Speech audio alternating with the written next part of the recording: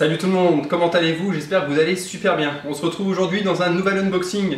Alors ça sera très rapide, c'est vraiment pour vous montrer à quoi ça ressemble plus précisément en vidéo. Pour un unboxing donc du SSD que je viens de m'acheter dernièrement, comme vous le savez pour ma config. Donc le Samsung SSD 850 Evo M2. Donc je vais vous montrer comme d'habitude la boîte, je vais vous le déballer. Et puis je m'attarderai pas plus dessus, au moment où je le montrerai sur la carte mère, on regardera vraiment à quoi ça ressemble positionné sur une carte mère tout simplement. Voilà. Donc au niveau de la boîte, voilà la face avant. Donc les côtés. Voilà. La face arrière. Je vais la rapprocher un petit peu. Vous puissiez voir. Retenez bien cette phrase, 5 year limited warranty. Allez, donc on va donc l'ouvrir. Ouais, on va l'ouvrir par là. Tac.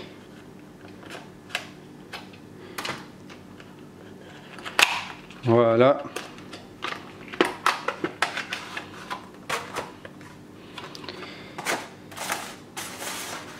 Voilà. Donc, qu'est-ce qu'on peut voir? Bah, c'est bien simple. Voilà, la boîte. Donc le petit SSD à l'intérieur. On va l'ouvrir. Hop là. Donc petit manuel. English, coréen, français.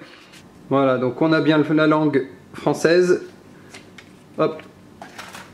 On s'en fout un peu. Et ensuite, la pièce qui nous intéresse le plus, elle est là. Alors, c'est un 250 Go que j'ai pris. Ça sera bien évidemment pour mettre que mon OS, le programme Files. Et puis 2-3 choses qui sont forcément liées au niveau des installations.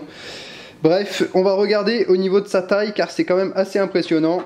J'ai sorti le mètre, on va mesurer pour voir à peu près. Voilà, vous voyez, on est sur du 8 cm. De longueur. On est sur du 2 cm, ouais 2 cm au niveau hauteur. Et puis bah épaisseur, épaisseur autant dire qu'on est sur du quelques millimètres. Donc voilà, c'est vrai que c'est pour ça que j'ai pris tout simplement ce SSD. C'est qu'il est tellement petit, je vais pouvoir le placer sur la carte mère et ça me fait un disque dur en moins. Tout simplement, un disque dur en moins. Il sera auto-alimenté par la carte mère.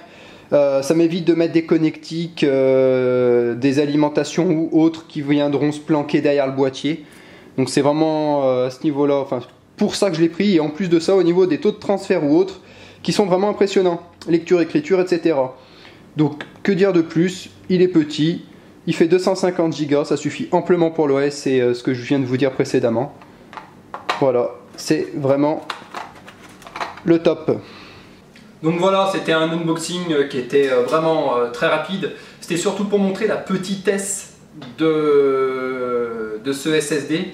On verra positionné sur une carte mère ce que ça donne, c'est surtout ça qui est intéressant parce qu'une fois que c'est dessus, on va dire que c'est greffé et en fait c'est comme si c'était intégré à la carte mère, surtout qu'en plus il y aura les cartes graphiques donc ça se verra même pas. Donc c'est pour ça que j'ai pris, alors c'est vraiment pour ça que j'ai pris tout simplement ce SSD connectique donc M2, des taux de transfert assez importants, ça c'est vraiment appréciable. Greffé sur la carte mère on dirait que c'est un tout en un, donc ça c'est bien. Et ce qu'on pourrait lui reprocher c'est un peu le prix.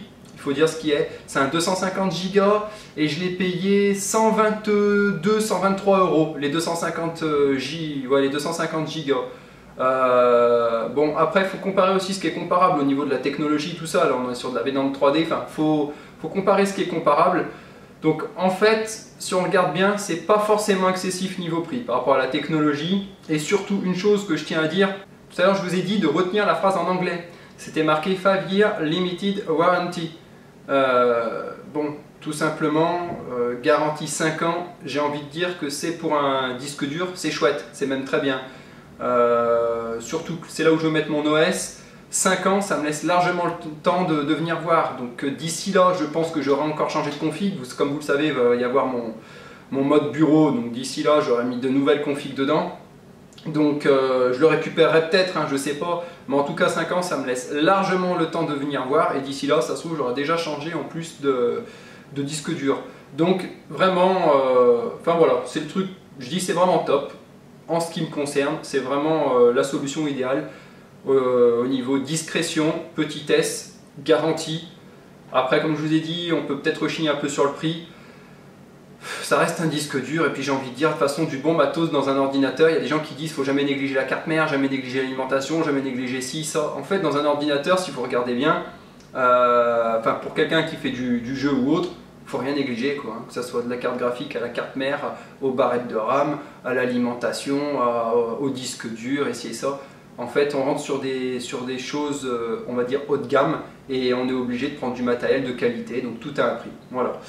Bon, on va arrêter là-dessus, on va pas rentrer dans un débat. Je vous dis à la prochaine et puis on se retrouvera très prochainement, je pense, pour le montage de l'ordinateur, tout simplement. Voilà, allez, ciao ciao.